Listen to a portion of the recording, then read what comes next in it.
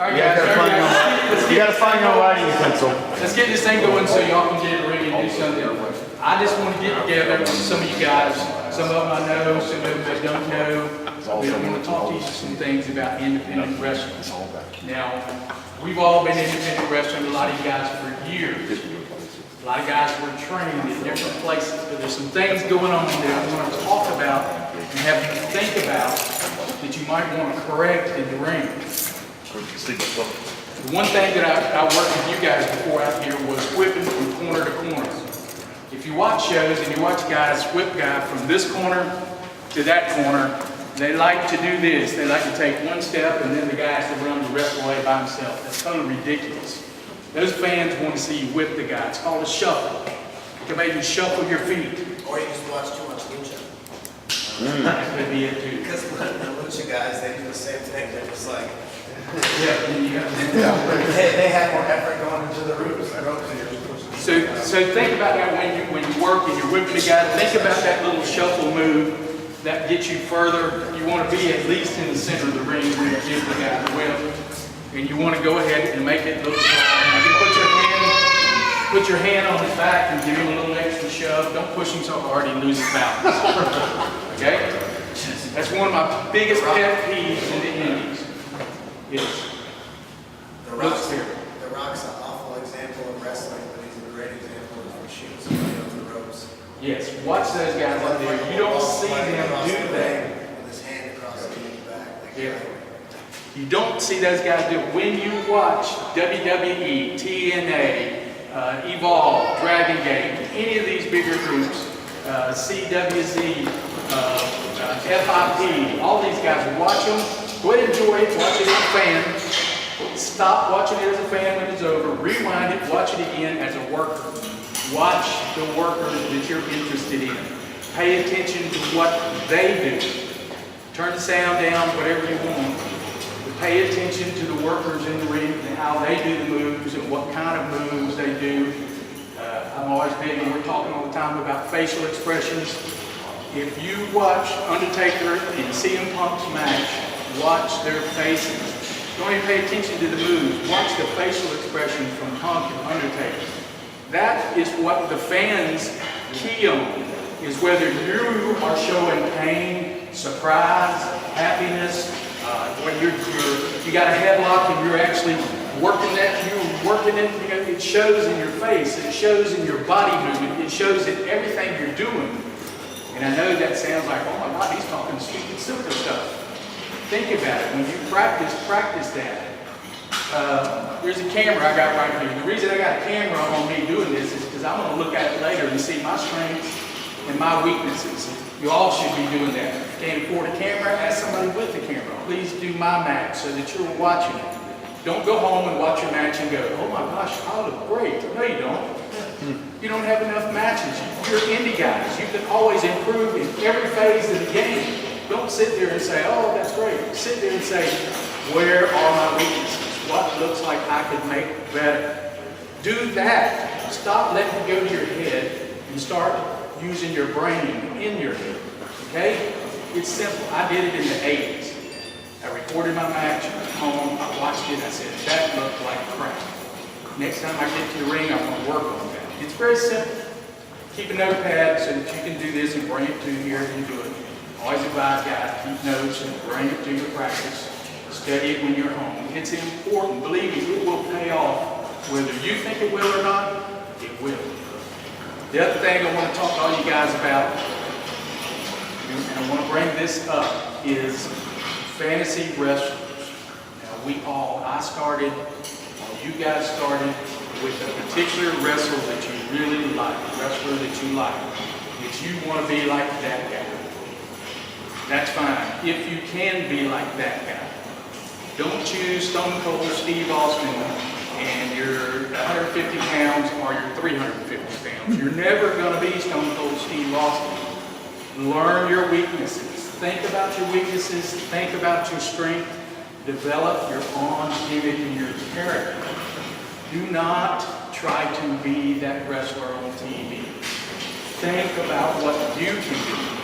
what you are special at, what is good for you, because that's what you want to show the fans, what you can do well. You don't want to show them the things that Stone Cold did and you can't do them. You don't want to show them that you're CM Punk. They already see him every Monday. Well, not right now, he's off for it, but you get it? They already see that stuff. Don't show them the same stuff. Show them you, your character, your personality. Connect with that crowd. You know, and that drops us back to facial expressions and connecting with the crowd. We'll get on, let me mention this. This word. The thing with the facial expressions too is like, you gotta imagine like, you're not just selling to the front row. Like you gotta imagine you're selling to these imaginary rafters, you know, it's very theater-like where, you know, they wear big makeup. That's why you have to make big expressions so everybody in the back can see what's going on with your face. Because every show doesn't have a screen on the back wall or something like that. So you gotta make everything big. You have to sell shit, but people don't understand what's going on. They don't feel for you. If you don't, if you don't react right, they're not gonna respond right. Absolutely, it is theater. That's exactly what we're doing. We are doing theater. It's athletic. It's hard to do. Everybody thinks they can be a wrestler. That drives me insane. The people that think I watch wrestling on TV so I can do it. They don't even bother to go get trained. They just jump in the ring and say they can do it. No other business, no other sport, nothing. You don't think you're as good as a master carpenter because he's really good. He's been on the job for a long time. He's learned that. That's what it takes. You can't be the greatest wrestler in the world until you've paid your dues, you've been trained, and you've been in this business and learned it in the ring. A lot of guys, and I've talked to some of y'all here, a lot of guys have been in business 5 years. They say, okay, 5 years, how many matches have you had? Well, about once a month. Okay, so in 5 years, you've had 60 matches. So you're not a 5-year veteran, you're a 60-match veteran. There's a big, big difference in that. How many matches you've been in the ring and worked is what you are. That's where you learn. So think about that. You know, okay, I've been in this business, around this business for 5 years. And I need to get my butt in here. I need to work so I can book, so that I can be the wrestler that I really want to be. Part of being a wrestler is being in shape and athletic. You don't have to be. I see this guy in the gym every day. You know, he's not a bodybuilder that's 300 pounds. He's in the gym every day. It helps being almost 7 foot tall, but you know, that's what you got to think about. How much do I want to give back to this? And part of giving back is getting athletic shape. You do not have to be a bodybuilder, but you've got to be in shape. You can't get out there and blow up in the 3rd minute you're in the ring. You can't go out there and make people think you're an athlete if you don't look somewhat like an athlete. And here comes, what about Brodus Clay? Well, unless Snoop Dogg is your adopted dad, forget about Brodus Clay. You know, what about Tenzon? Well, you better look and see how many years he's been in the business and learn. And think about these guys, where they came from. Yeah, not a great character, but how many of y'all would take that spot? Everybody can take that spot. It's money. It's money. That's all we're doing. Now I'm going to go through this. This is called progression. It is the only word that matters in wrestling. Everything else doesn't matter because wrestling is progression. Everything. Think about it. Think about it. When you start a match and you're telling a story, you start simple in the beginning. You're going to start bad guy, good guy. So you're going to start off. The good guy will start and prove that he's a better wrestler than the bad guy. It's a simple start, simple story. 99% of the indie wrestlers cannot tell a simple story in the ring because you guys will get in the ring and you'll start off and then all of a sudden you start doing move after move that makes no sense. It just pops in your brain so you do it. Let's try not to do that. Let's try to think about a simple story. Get your simple story down first. So your progression goes from here to here on your story. That's the match that starts. That's the bell that ends it. So everything you do, you start slow and it builds up to the finish. To an exciting finish, we hope, right? Everything also works that way. I talked to a guy and he was saying, I didn't like the guy who did that match because when he kicked out, he didn't get his shoulder off the mat in the last second. And they said, well, he was like 5 minutes in. No, it should be hold it so the fans will pop. And I said, no, it's a progression. If you get a cover right here in the match, a 1 count, kick out. It's early. You're fresh. Why would you be down to 2.5? 2.5, 2 3/4 is up here where it's been a long match. You're trying to get that crowd on its feet. It's a basic match. Basic. This is basic match. That's what I'm talking about. A basic starting first story you're going to get in there and tell match. That's what you want to do. Everything progresses. When you do a promo, doesn't it progress? You start off slow, you're talking, you slowly build that promo up to at the end of the promo, you're getting your point across strong. Is that right? So that's a progression. That's what you're doing. That's what everybody does in your first 5, 6, 7 years in the ring. Get your first story match down where you can do that any way that you need to do it. You can get in there and tell this basic story. What happens is, get that eraser here. That's level 1. Level 1, like I say, 99% of the guys can't make level 1. They get in the ring and they make mistakes and they forget, they panic. Everybody talks the match over in the back, you get in the ring, you miss a spot, all of a sudden you freeze in the ring and you go, I missed a spot. What am I going to do? Do that. Just go on. The fans weren't in the back listening to what you guys were planning to do. They don't know you missed a spot. Grab a headlock. Just grab something. Calm down. Take your time. Talk to each other. Go back with it. You see a lot of guys. Miss a spot. Do not go back into the spot. No. Be smarter than that. Go to the next spot. Segue. Don't get that much of a mark. I know I'm smaller than him, but when you take a headlock, I see a lot of these guys, they're like this. That's not a headlock. That's a headlock. Why? We can communicate. We can communicate, so he can say something. And you want to display the guy's face too. You want the guy to get a I would always do mine here, so I'm on the jaw. So you do it, because that's I learned on that. And we can talk. So that's just very simple stuff. Because you went up to WrestleCon and you got to do a tryout up there. You learned a lot, right? Because what they did, what did they want to see? They wanted to see the basics, right? They didn't want you to do what you thought they wanted to see. They wanted to see what you were capable of. Right. And that's the basics. Even as an arm drag, when you lock up, and for God's sakes, guys, lock up. This is my other pet peeve. Two guys in the ring, this is what they do. Here, just do what I do. Right? We're in the ring, we're locking up. They start doing this. I'm going, holy crap, they go like this 3 times. Who the hell wants to see that? And what real fight does that happen in? None. Watch MMA, watch boxing. When they get in the ring, they start doing that. Try to cut him off. Corners, yeah. And then when they lock him about up, who the more dominant person is in that role, whether it's heels. if I'm the smaller guy, I don't want you to cut me off. So I'm trying to find my angle that I can get. If you're a baby and you got a lot of aggression, you're always going to go straight to the heel. The heel should always counter, definitely. Yes. But when you lock up, for God's sakes, lock up like it means something, Yeah. Grab that guy. I see guys doing this all the time. You're going up there waving at your girlfriend. Your hand goes back here. You're in control of your work. So it's just basic, simple stuff. Most guys already know it. When you do that, when you make that, makes them, it's like a stick of dynamite going on. Makes an impact. The way it was explained to me, like two rams coming together. Yeah. You're bullying. I catch myself doing it a lot too nowadays, where it's just like, you're just like, it's like you're thinking that way. You're thinking of the moves, you're thinking of things, and you Get gotta the next move. lock up and then think. This is all very simple. It's little things that you can tweak to make it just a little better in the ring in front of people. All right, we'll go back to, I want to go back to progression again.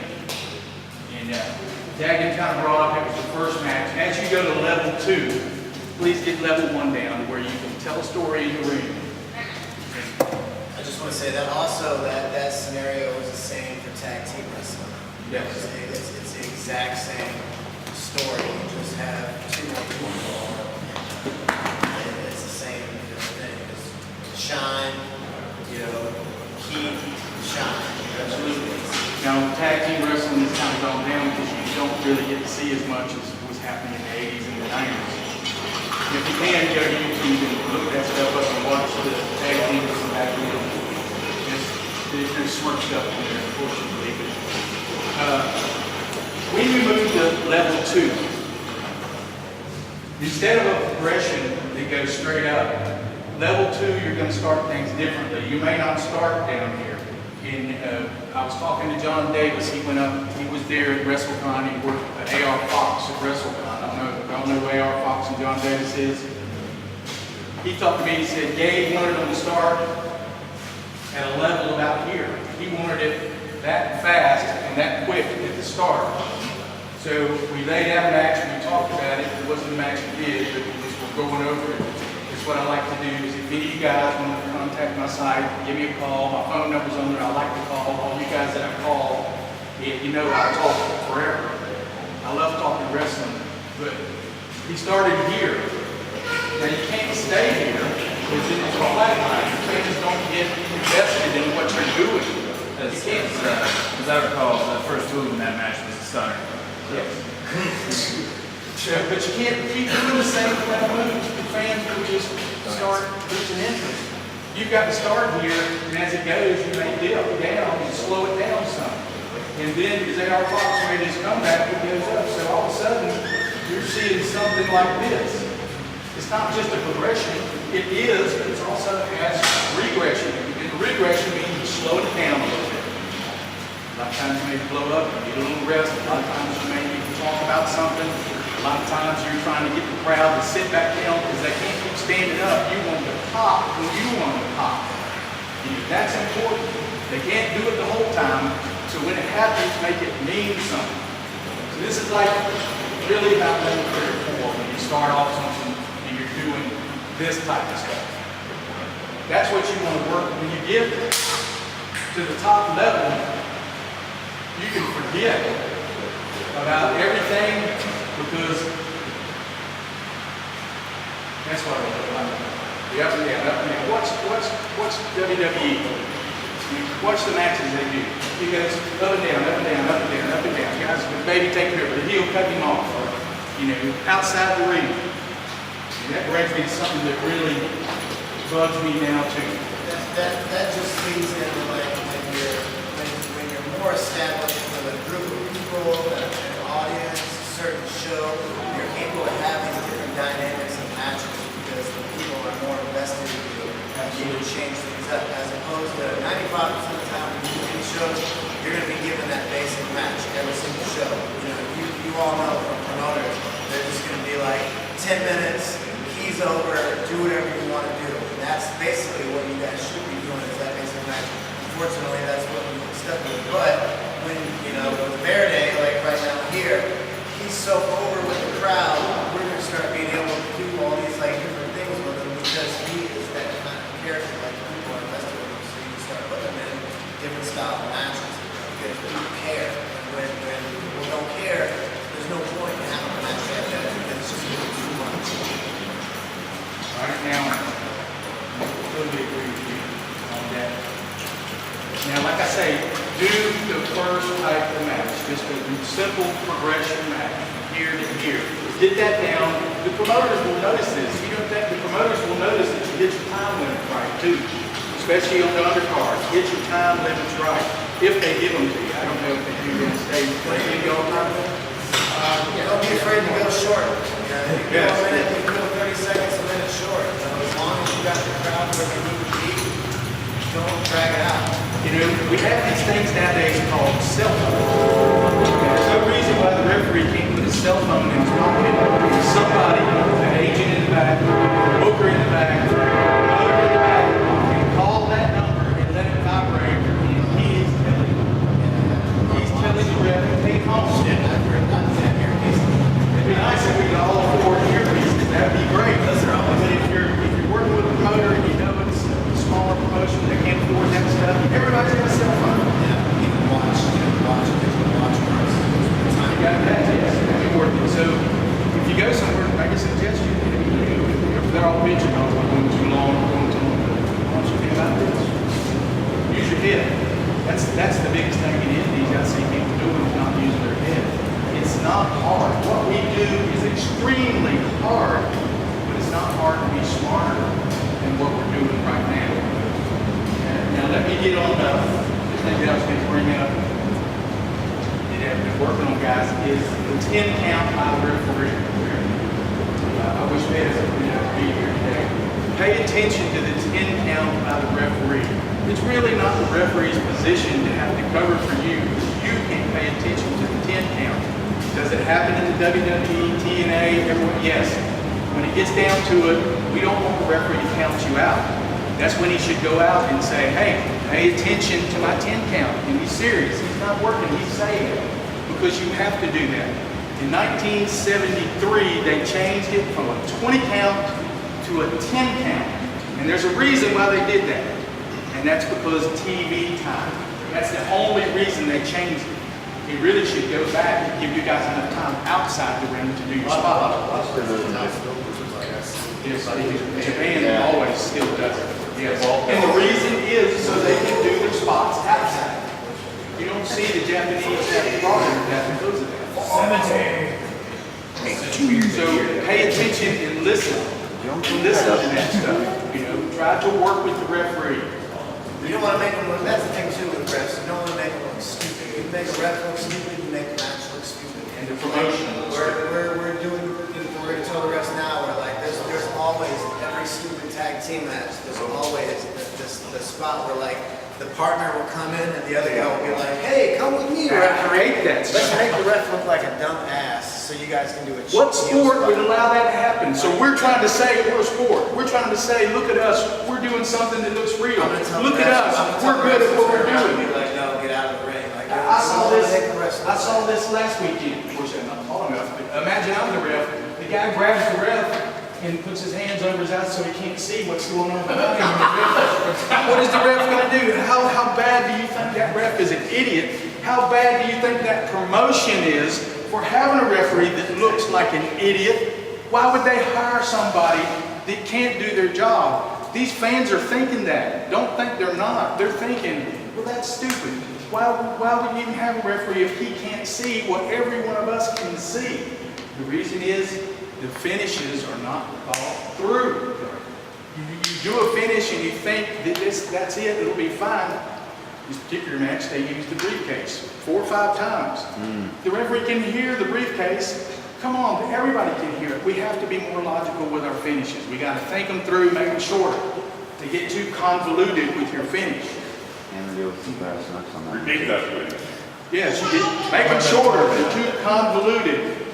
Brass knuckles. Now that was here at your show last time. I talked to Scotty, I said, that punch you threw on David was pretty weak. He goes, I'm a manager. I said, you're right, I don't expect you to punch like a wrestler. And he goes, and I have real brass knuckles. I said, wow. He goes, well, it looks better. I said, to who? He goes, to the fans. I said, they didn't see them, they didn't touch them. Why do you think it looked better to the fans?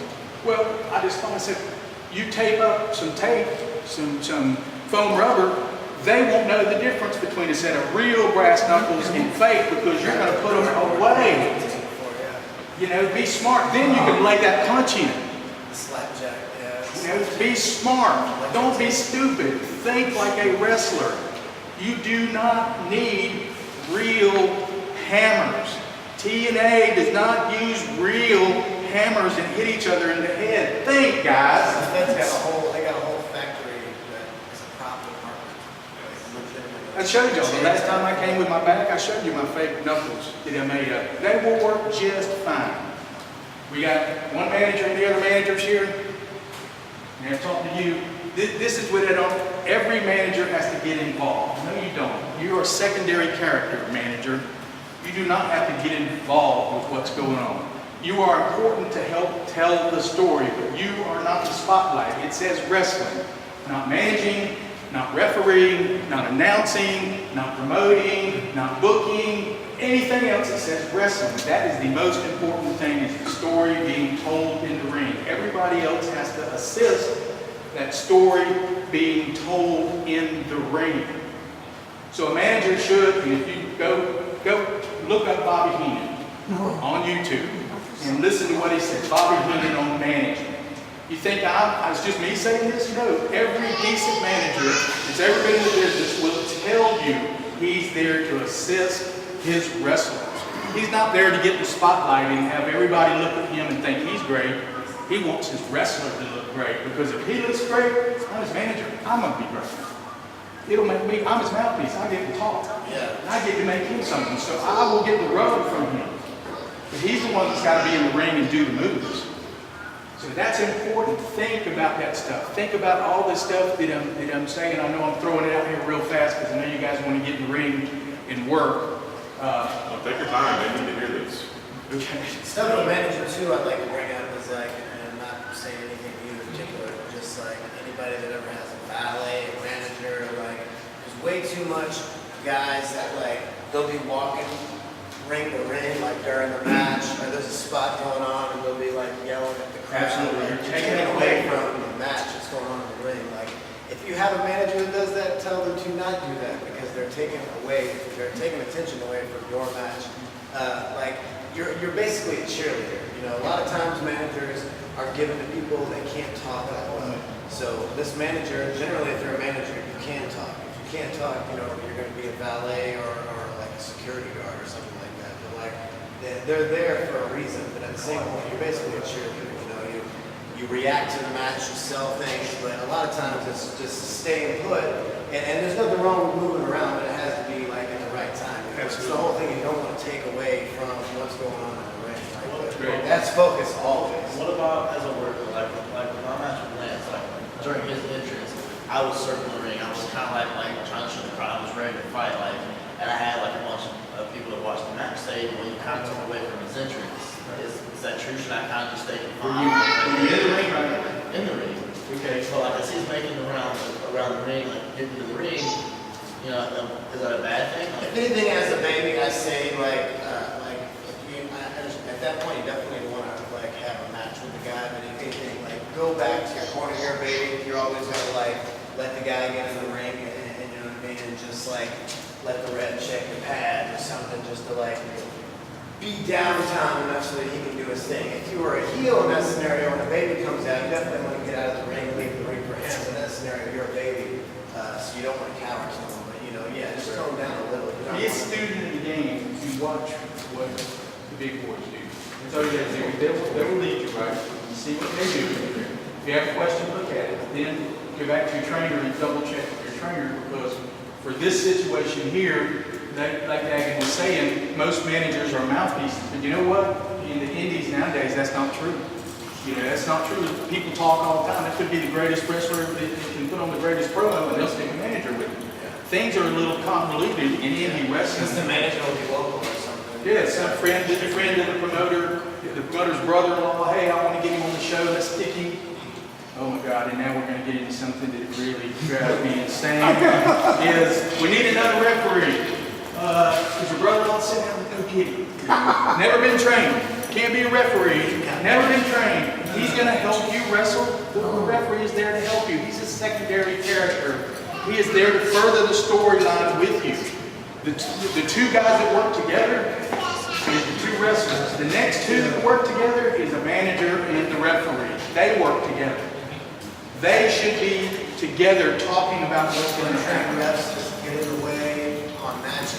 Why is it They'll that be way? like jumping big guys away spots because they don't know what's going on. They'll be like chilling on the rope or something's going on because they don't know what's going on. Refs, you watch a really good ref now when a big move goes on, they like jump with the move. They're like, oh my God, like this is a good example. Like you watch these guys on television, they're just like, But not Mr. B. they're not the cheerleader anymore. Mr. B is just a mark. Mr. B, Mr. B. He's not even a trained wrestler. I wish I knew his real name because I would not call him by a gimmick. But Mr. B loves you. Mr. B does this, and Mr. B does that. Mr. B got your We're paper. talking about the manager always go in there, no reason why a player would do that, because that guy may be selling tickets. But now, if you guys are selling tickets, we don't need to coach a football team or something like that. That's definitely a scenario But put somebody Oh, on. no, no, yeah. I've seen plenty. Yes. Yeah, yes, or something like No, no, no, that. You guys selling though, that's one thing too. I've seen like a local high school football coach. Yeah, that's the get only ready. Then you're bringing in somebody else. Yeah. That'd be the only reason why we do something like that, but a lot of still, like you said, Local high school football coach is throwing tickets. I don't know about nowadays. Yes. Yes, and they still would nowadays if you could get in the high He school. was always a stiff prick. I've seen pep rallies. Yes. The football coach got attacked by wrestlers, and then that night they had like a wrestling show. It's a good thing. If you could get into high schools today, like in the 80s, we were able to get in high schools, it would be a whole different story and you would draw much better. It's hard. It's really hard. I'm just talking about the basic stuff, for everybody in here. Yes, don't misuse your referee. Let me stress that and stress that and stress that. Think about your finishes so that it doesn't make the referee look stupid in there. Because this really does affect your finish. It affects the referee. If the referee is the one all the fans are yelling at, who's got the most heat? The heel or the referee? Yeah. The referee. Well, that's my thing too, when sometimes, like halfway through the show, like the crowd will be like, oh, they'll boo a ref or something. No reason to boo a ref other than he's been put in stupid scenarios up until that point. Bad situation. It shouldn't be that way. That's what the guy told me the other day. He goes, man, after the show, people were waiting on the referee. I said, what about the heels? He goes, oh, they walk by. I'm going, don't you think there's a problem there? If the fans are waiting to get the referee and the heels just walk right by and nobody pays attention to them, doesn't that click in somebody's head? Something wrong. Something wrong. Common things they need to remember. somebody not doing their job. Absolutely. And that is something. It should be talked about in the back. Steve, you guys, and all these other promotions should be in the back talking up and talking things. There should be nothing that comes to the ring that doesn't go through your promoter, your I don't know if you're an agent or whatever, the main person. Nothing you should never get out of the ring without telling the guys in charge. That is something that is not allowed when you make it to the level that it counts when you're making big money. You don't even get out of the ring. So you don't do that. You don't add anything extra. You don't bring anything extra without you've gone by. It's always good, I've talked to you about being sure, because that show you were on down there, the same finish. Somebody said 3 matches. With the same finish? Same finish. That's the one thing you don't want. So don't be scared to walk up to the other guys and go, hey man, this is my finish. You guys doing that? Check. It's kind of your responsibility. It should be an agent in the back that comes to Mark, I ask more than anything, to sit up here the last year and a half outside, more than anything, to see same couple moves or the same finisher in 2 or 3 matches. Absolutely. There's no reason. We are supposed to be professionals. That means if you're a good wrestler, it also means you think. It's just common sense. I want to know what he's doing, because what if he's doing a superplex and he's doing a superplex and he's doing a superplex and he's doing a superplex? After a while, those fans are going, well, he came up and fought. He came up and fought. He came up and fought. Well, this guy got pinned on the superplex. Well, he's not worth crap. He's got better than that. That's not what you're trying to do. If you're going to get a move over as a finisher, the rest of the guys can't do it. And that's why you tell somebody what we're finishing with. And they go, oh, who's going to do that? Who are we going to do that in the spot? Okay, please, could y'all change the spot? That's our finish move. Of course, it makes a difference where you are on the card. You realize that. If you're on the card and he's finishing with it, you got to change. If he's the veteran, you change. The veteran is doing it, you change. Unless you're here, the veteran's here. Yeah, it's where you're on the card. It's a progression. That word again. You will find it, think about it all the time. Progression. Everything you do. In your match, the story, your kickouts on pins, the types of moves you do, you get more dynamic, more doing them. Everything in your promo is a progression as it goes. As you make that first level and go, then you'll see it start going up and down, and it'll become easier for you to do these things. But get that first step, the first level down. Any questions? I got one thing to say though. Before, even during this process of this first match, you have to have a character. You have to have a gimmick. There has to be something that you are, you bring to the table, and then that comes together when it's type of match because you're giving your character, you're going to do a set list of moves because of it's influenced by your character. You know what I mean? You're never going to end up being the character that you want to be. You know what I mean? Like when I first started wrestling, I'm telling you, I say this all the time. If somebody would have told me that I was going to be a longer and love it, I would have probably spit on your feet. Especially since birth of my son. You know, I literally probably thought there was a fight mark. You know what I mean? Like I would have just not even gone for it. You know what I mean? Like there's no way in hell. But yeah, like you get to a point to where you realize like what you might think is cool or something isn't exactly what sells tickets, what people want to see or are entertained by. And then what you do as an artist or something, you take this, maybe even something you might not exactly like, but you make it work, you make it entertaining to you so that you can live with it. Because this might be something you're going to be booked with for a couple of years. You know, you don't know. Your idea of a good gimmick and the promoter's idea of what they want you to do are two different worlds. That's right. And the promoters will pay attention if you take that character and you make something of it and you bust your butt like you're doing right now with that character and it's getting over it. That may not be what you want to be. It just happened. That's what I was talking about being a fantasy wrestler. That you can't be that wrestler you fantasize that you can be unless you actually fill that bill for that thing. I started off, my first character was the Mongolian. Had a little tail in the back, 2-man barefoot, pair of trunks. So look up and That's you how I look started. apart. That's what I did. That's what they stuck me in there. I changed. I became Kid Dynamite. Which all the promoters billed me as Dynamite Kid, making people think Tom Billingsley was coming here. And I kept telling them, no. I'm named after a boxer, Kid Dynamite. Yeah, okay then. So I went up to Valdosta. Yeah, went up to Valdosta. We're wrestling against the Mathematics up there. Big Overs up there. Big tag team. Been around forever. We're wrestling against him. My partner, same height as me. We look almost like cousins, brothers.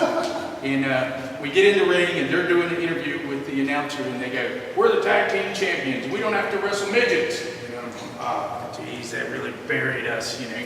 And he goes, "I'm telling you this, we're not getting in that ring because that's nothing but a bunch of Smurfs." Oh, crap. So after the match, I started talking. I said, "Come on, I got an idea." So we came home. We had a pair of tights, blue trunks with Smurfs on the back, white jackets that said Smurfs. We showed up at the next taping. The promoter, Grady Odom, who was the promoter up there, said, "I love that. You guys are going back against the Medics on TV this week." So we showed up with the Smurfs. The crowd loved it. We became the most popular tag team for 2 years in that promotion and beat the Medics for the titles in Columbus, Georgia, in front of 4,000 people in front of their Coliseum. Because of a stupid thing he said, making fun of us, I said, "Let's try it, let's do it." I'm still known as Smurfs up there. Many people still remember the Smurfs up there. It became something that caught on. The kids loved it. Grady Odom told me this. He goes, "Let me tell you something. You guys have killed the kids. Every one of these little kids that come to the show gets a ticket.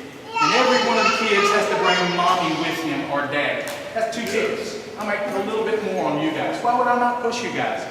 The fans loved you. The TV studio had waiting room only. People had to wait because we would do 4 TV shows. They would wait. They had to empty them out. I had a woman crochet pillowcases. We had people invite us to their home to eat. And we went because we were trying to get those fans to come back. We did that stuff. We were the most popular tag team. We had promoters calling us from all over the country to do the Smurf gimmick. I never would have believed it. You just don't know.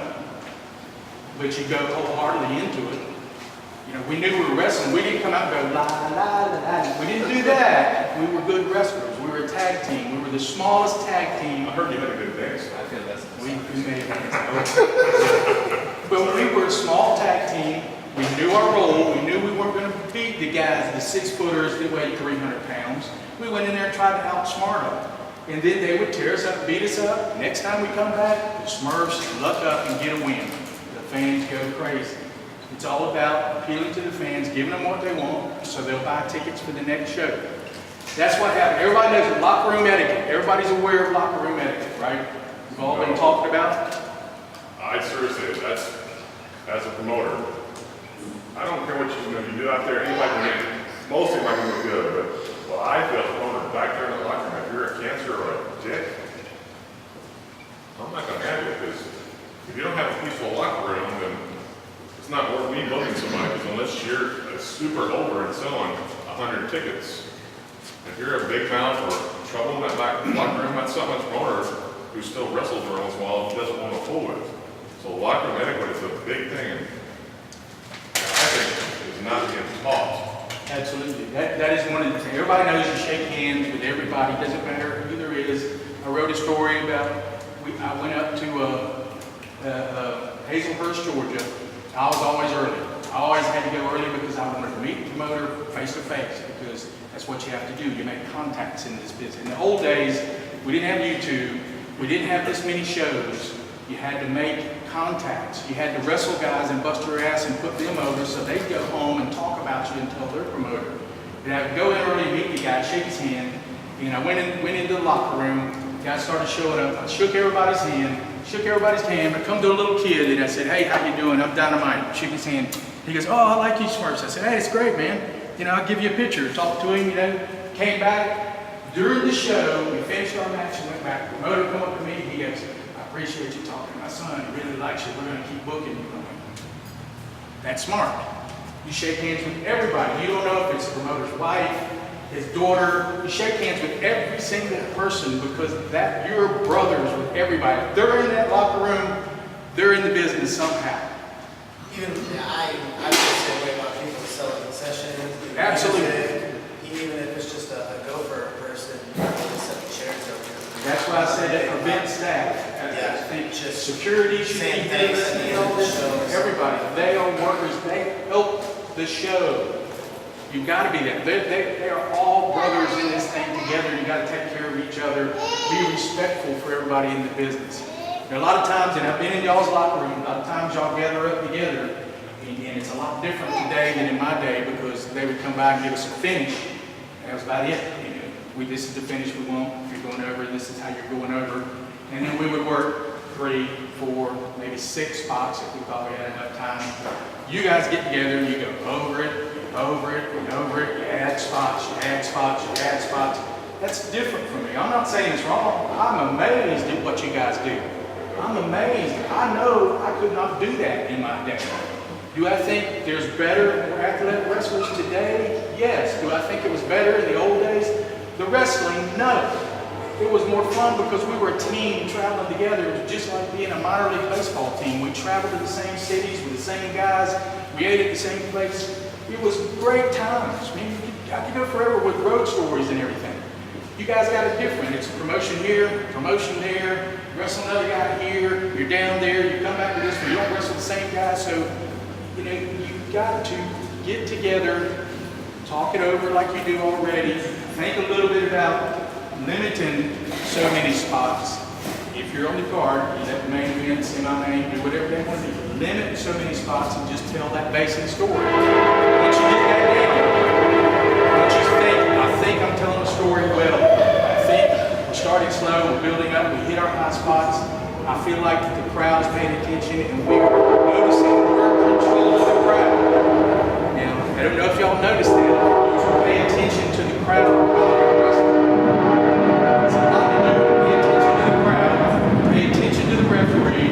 Pay attention to your opponent. And pay attention to yourself. And if it was easy, everybody could do it. Which is like indie wrestling, right? Everybody thinks they can do it. But the good ones rise up. The cream of the crop will come up. You'll move up. You'll move up. You'll move up. You'll move up if you pay attention. Study. Be a student of the game. The last time I was here, I told you guys, it's just like being in a college chemistry course for the rest of your life. And all the rules and everything changes. It's different in my day. It's not worse, it's better, it's harder.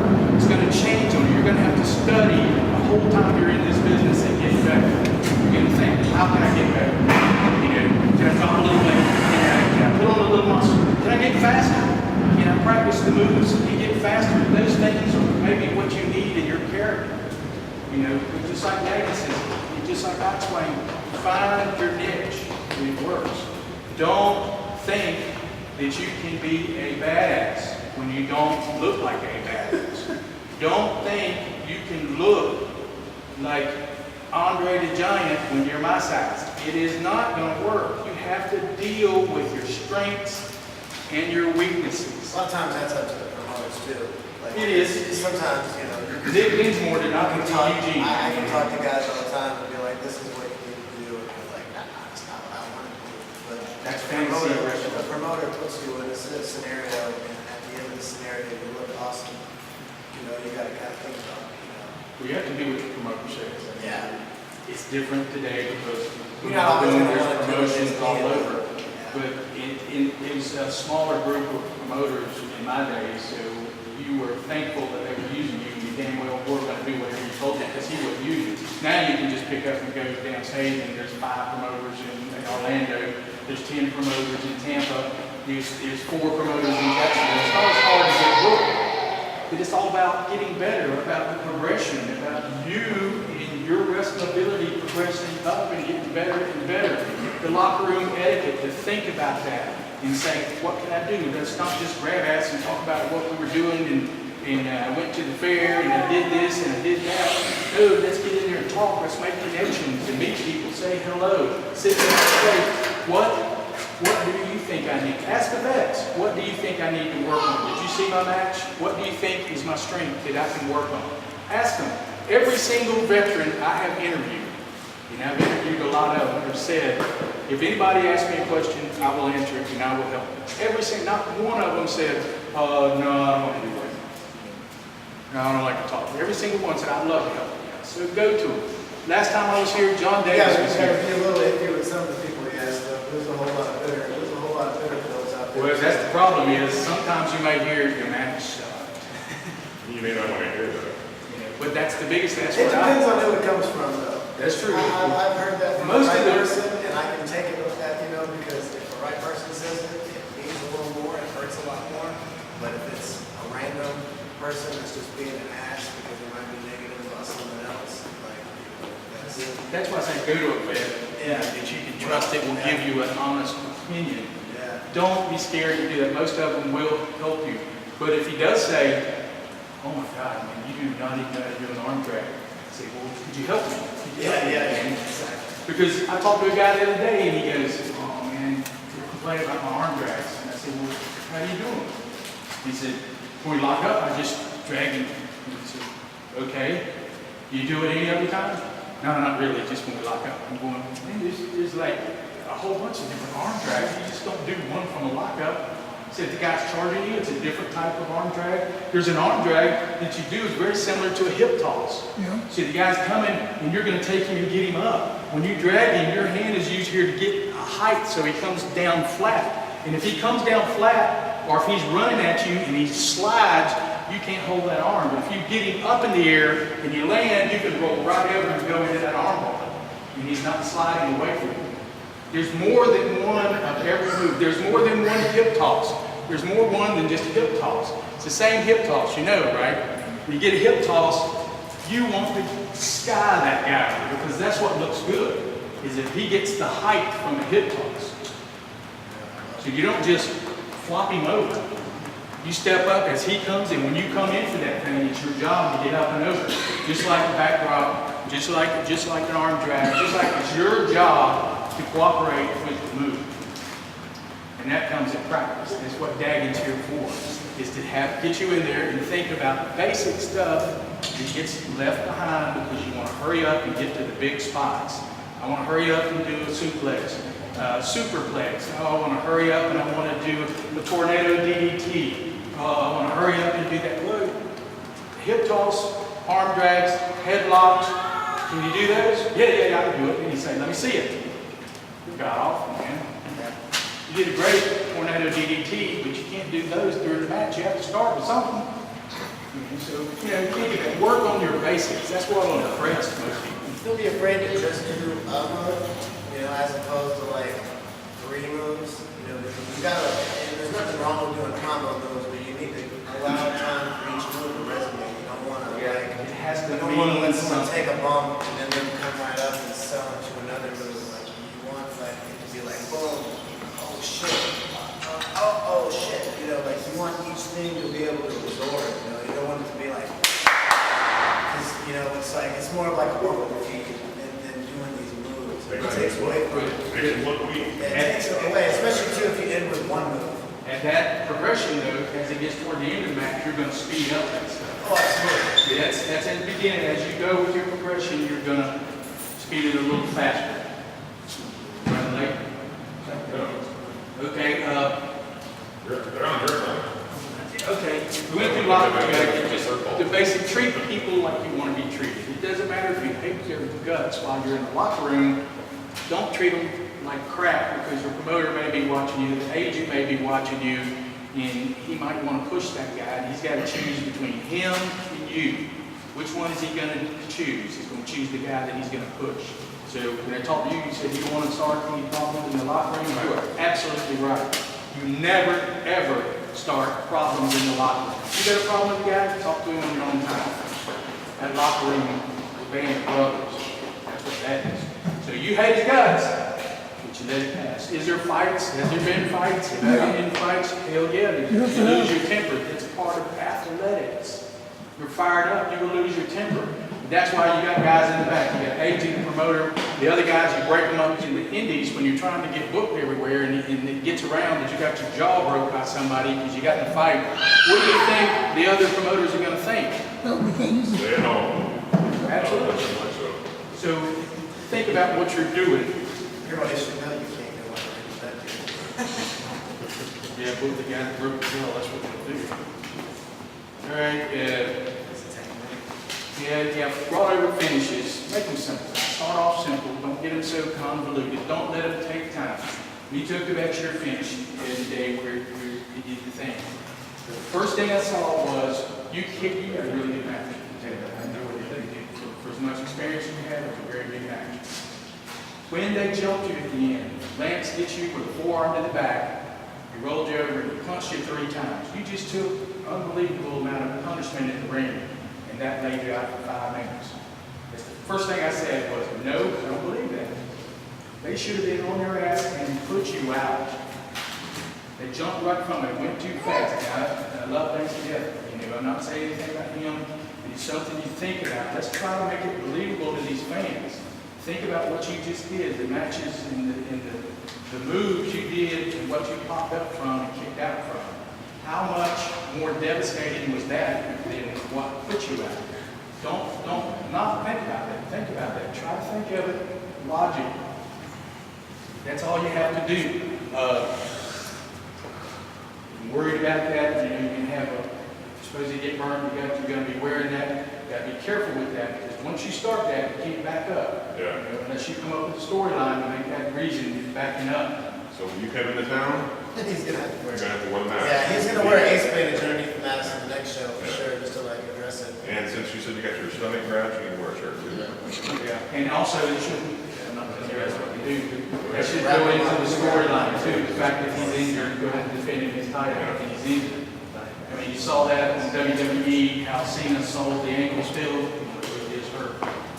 That goes along. That's the biggest thing you see in the indies is this show, this month, the guy's arm was almost broken. Next time, nothing happened. Hell, you see it, he runs out and makes a save and his arm didn't hurt anymore.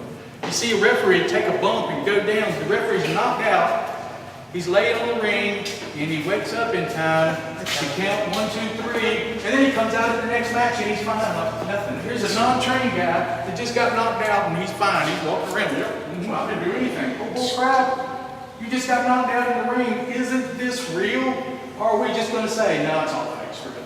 And that's why I like going there back in the head and that's you still for real. That's what you want to say. No, it's all fake. Do they know it's fake? Yes, but they want to suspend their disbelief just for a while when you guys are in there. And you want to have control of this crowd so that they think, oh my God, Kid Hollywood, that guy's good.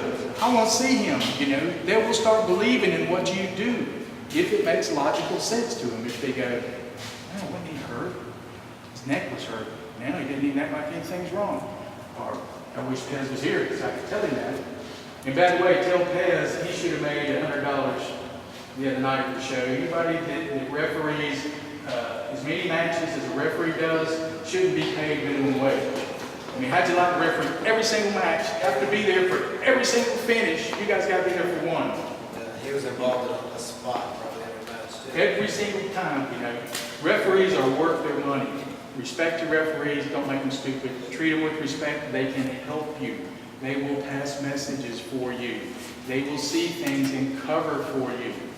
Don't make them cover because you don't kick out and there's 1, 2. He's coming down with 3. If you don't kick out, he should hit. He should never stop, or that makes that whole match look like crap. If he's supposed to hit and he stops and you don't kick out, everybody questions everything else about the show. The whole show. I get a lot of like ring reps. They'll be like, you know, like so. When, you know, they might not be familiar with spots and stuff. And they're like, so what? When do I do the pin? And I'm like, every time I'm on the fucking mat, you count that pin.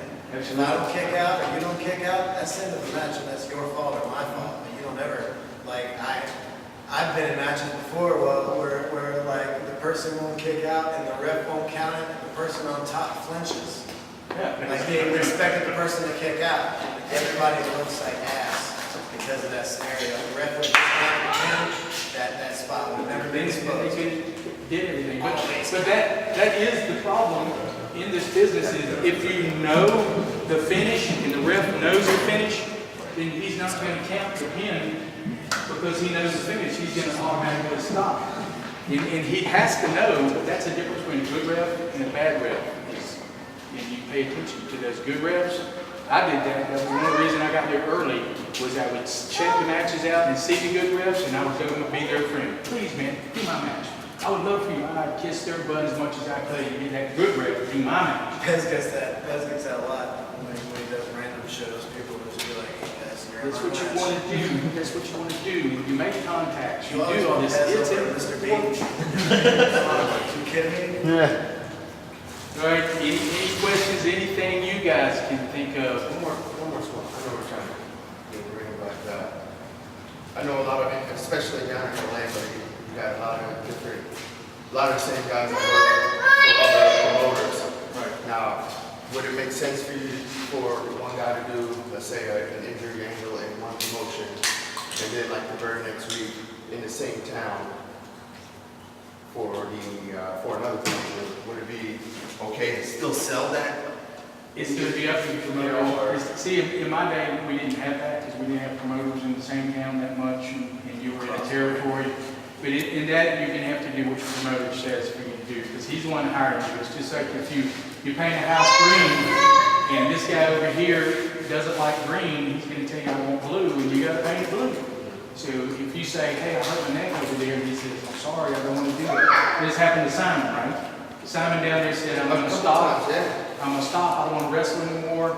And they said, you're on a show, you're wrestling. You better be on a show. We're not going to get any of your boys on a show. So some of that stuff happens. You have to do what your boss tells you to do, any job you're at, and this ultimately is a job. So you just got a lot of the same banging and stuff, you know, that. It is. That's just the business today.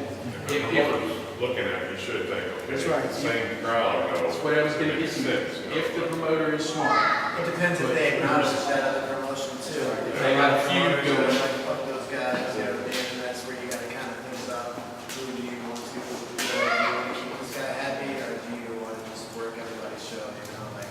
Or do you want to stick to the plan? Who's gonna have to, yeah, it's always who does more for you, really. I had somebody tell me one time a promoter got in his face, sticking his finger in his face like that. And they said, well, we've got two options. Two options. Reach up there and break his finger, or stay there and make his money. That's your two options. That's all you got. It's like that in any other job. That's it. Put up with it. Put up with the promoter and what he does, or you move on. Unfortunately, sometimes you're stuck, and that might be the only guy in your area. If he is, you got to work for him. If you do whatever they ask you to do until you feel like they're treating you wrong, and you get out. It's a job. It's a business. It's supposed to be how you make some money to do this. You get paid more money the better you get in the business. The more talented you get, you'll receive better pay, and you're higher on the card. And you do that by showing the promoter you can wrestle, that you cooperate with the storylines if they have storylines, and you cooperate with the other wrestlers, and they wrestle against you. Yeah. And he says, well, if you do all that, you better be selling tickets or something wrong. And so as a promoter, if I see, you know, that you're bringing in 10, 15, 30 people, then I'm gonna pay more. But if you're going out there and not doing that and just blah, blah, blah, half-assed it, well then, So what is he telling you? He's telling you, push the damn show you're on Facebook, on anything. Push it. Try to get people to come out to your show, because if you can bring 2 people, say, hey man, those guys came, I got in touch with him and told them, he'll appreciate That's the cool that. thing about like Facebook too, is if like, you know, a few people post the same thing, like, and one day it gets grouped together and it gets seen by, you know, I've got a couple thousand people on mine, you know, he's got a couple thousand people on his. You can't count on people to promote you, you gotta promote you. Exactly. Exactly. There's the king of promotion right there. Pay attention to what he does. He promotes himself better than What's my name on Facebook? Just got to, part of it you got to arrange. Yes, pay attention to that. Pay attention to everything you do. You're a student in the game. You've got to learn. You got to get better. Figure out whatever way it takes to get better. Ronnie, you came up to me and said you're going to do whatever it takes to get in the gym. I respect that. You know, that's what it's going to take. Get in there and get your body ready to take the bumps and everything that it's going to qualify for. You know, that's what everybody's doing. You're working, you're traveling, you're getting to work more places. That's what it takes. You're traveling, you're here, you guys are here. I know you're downstate. You're learning. I talk to you all the time. You don't know you. You're welcome to call. You can call or whatever. Any of you guys want to call me, I got cards I can give you, or you can just go to the website. It's everywhere. You know, that'll be it. It's Russell.